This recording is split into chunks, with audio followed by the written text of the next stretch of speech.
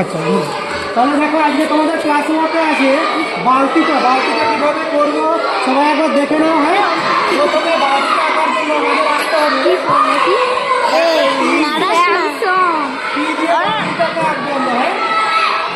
একটা টি লিখবে, তারপর সেখান থেকে একটা গ্লাসের আকৃতি করবো আমরা।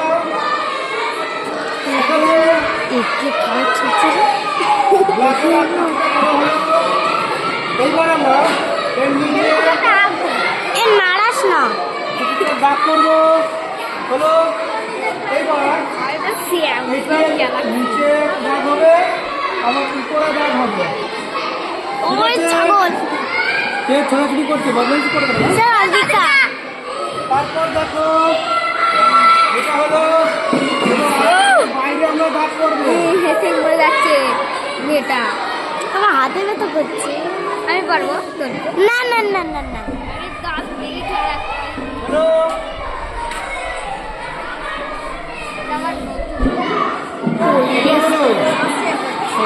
লাগে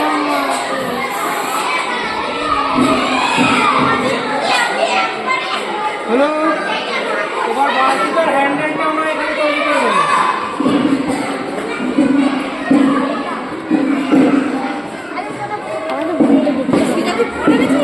না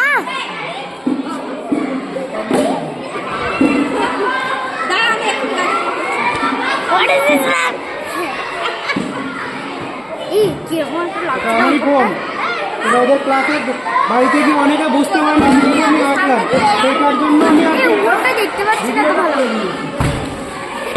ক্লাসের ক্লাসগুলো অনেকে বাড়িতে গিয়ে এটা খালি করে নিয়েছি।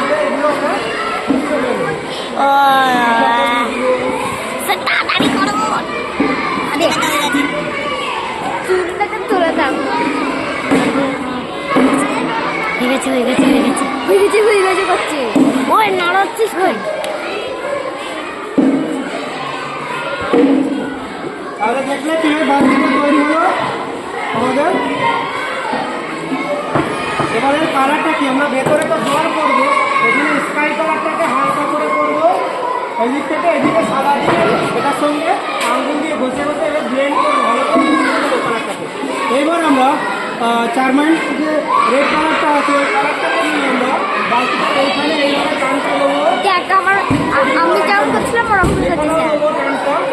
আর এটাতে এই দিক থেকে একবার এদিক থেকে একবার এখানে এইভাবে সাদা রঙ দিয়ে মেশাতে হবে কালারটাকে।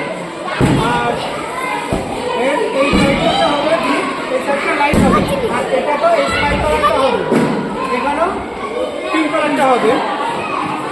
আর এখানে হালকা করে কালো রঙ দিয়ে সাদা রঙ দিয়ে ব্লেন্ড করলে মেশালে এটা গ্রে কালারটা ছাই কালারটা হয়ে গেল। আর এই গ্রে কালারটা এখানে তার মানে রেডটা করে দেবে। হ্যাঁ, তাহলে এবার তোমাদের